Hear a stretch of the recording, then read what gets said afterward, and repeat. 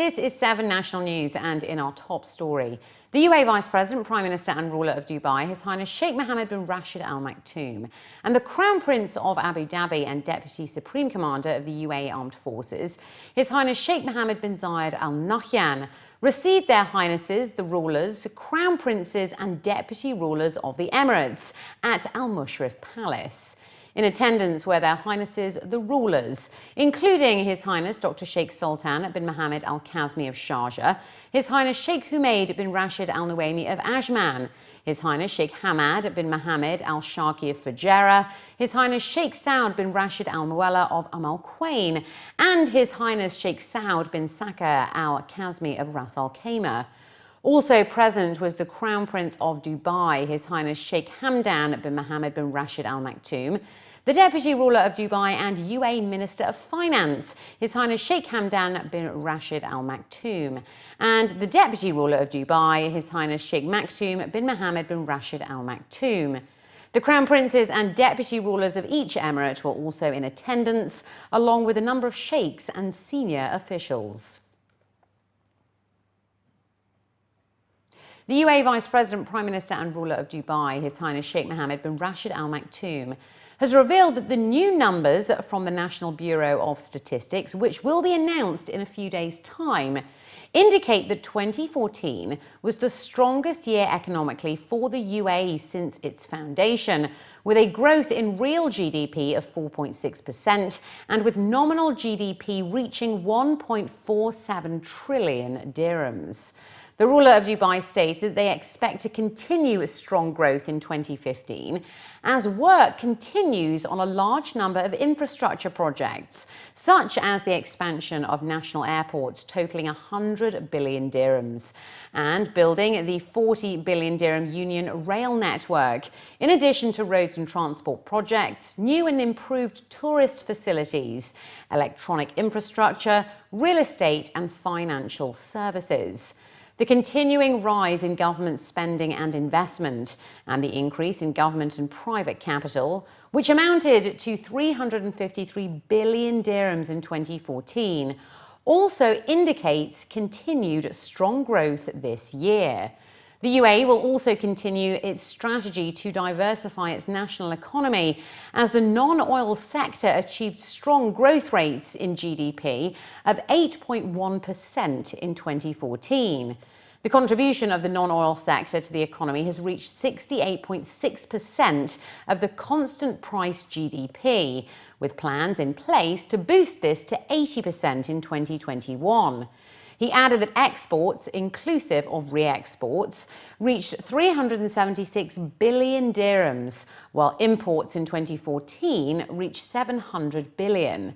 It was also noted that the total manpower in the labour market in 2014 reached 275,000, which they aim to boost to 460,000 by 2021, with tripled spending on research and development to help boost a knowledge-based economy, while the financial sector saw double-digit growth in 2014 of 15%, with contributions to GDP reaching 122 billion dirhams.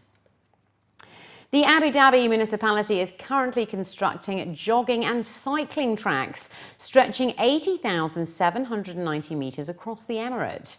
The jogging tracks extend across 8,440 metres and cycling tracks have already been constructed, extending 17,340 metres.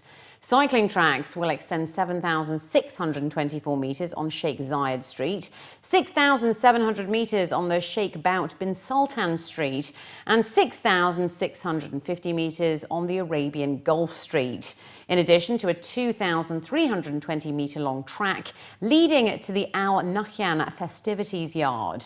According to news agency WAM, the municipality is continuing the construction of similar exercise and cycling track projects, where completion rates range from 50 to 85%. They comprise of combo pedestrian cycling tracks at Khalifa City with a completion rate of 60%, Sheikh Bout City 50% and Mohammed bin Zayed City 85%, stretching 7 to 18 kilometres in length. And the chairman of the Roads and Transport Authority, His Excellency Mat Al Tayer, was quoted as saying that phase 1 of the dualisation of Ain Road has started.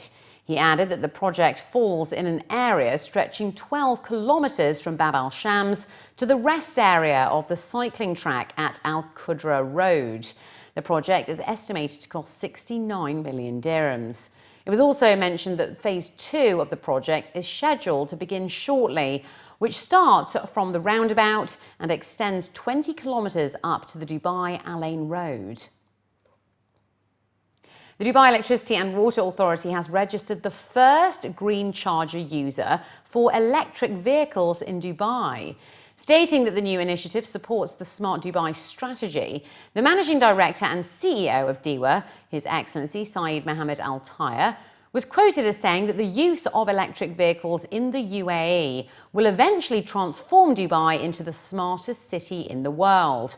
Adding that the first electric vehicle charging station in Dubai was launched at the DEWA headquarters, the CEO was quoted as saying that as a part of the first phase, 100 electric vehicle charging stations are being built this year, while 16 are already functional.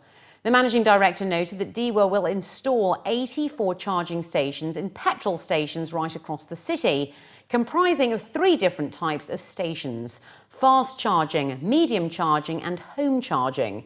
He added that the fast charging points provide an 80% charge in 20 to 45 minutes. Medium points provide a full charge in 2 to 4 hours, and the home charging points fully charge vehicles in 6 to 8 hours. That's depending on the type of car and battery capacity. Stating that the initiative will bring happiness to people, the head of DEWA said that these initiatives will contribute effectively to the achievement of the UAE Vision 2021 and the Dubai Plan 2021. The Ministry of Health has revealed that as many as 75 veterinary drugs were recently approved by the Registration Committee of Veterinary Medicines, while 5 products were rejected. The newly registered drugs include those for the treatment of bacterial infections, anti-inflammatory medicines, painkillers, anti-allergy medication and vaccines. The 75 new drugs bring the total number of veterinary medicines approved by the ministry to 770. Dr. Amin Hussein Al-Amiri, the Assistant Undersecretary for Public Health Policy and Licensing Sector at the Ministry of Health, said that we want to ensure the availability of these medicines in the local market, and also pointed out that there are a total of 13 pharmaceutical factories in the UAE. 9 are dedicated to producing over 990 classes of medicines for people, and 3 to manufacture veterinary medicines. He said that there are also 4 factories that share in the production of medicines, as well as medical equipment and supplies, and that 6 veterinary medicines are manufactured locally. And finally, looking to other news now, continuing the display of its collection to the public ahead of an official opening. The Louvre Abu Dhabi held a media tour of its latest additions earlier today. The showcase of the new acquisitions is divided into 2 displays: Louvre Abu Dhabi Stories Al Kalam and the Louvre Abu Dhabi Stories Immortal Figures. Both presentations include the important Fayum portrait, a fine example of an Egyptian funerary painting that would traditionally have been placed on the face of a mummified body. The first display, Louvre Abu Dhabi Stories Al Kalam, which will run from the 21st of June to the 25th of July, explores the art of the written word, featuring a broad selection of textual artworks, including a Quran bifolio, miniatures and a manuscript. The second display, Louvre Abu Dhabi Stories Immortal Figures, which is running from the 28th of July to the 30th of August, is a celebration of sculptures from across the globe. The Louvre Abu Dhabi's permanent collection comprises of over 500 artworks, which will be complemented by approximately 300 loans from major French institutions in its opening year. The museum will adopt a unique curatorial trail that moves away from the traditional compartmentalization of artworks and artifacts by their geographical origins or traditional chronologies of art history, And instead, works from different cultures and civilizations will be shown side by side in order to highlight the similarities and differences in how common themes are explored.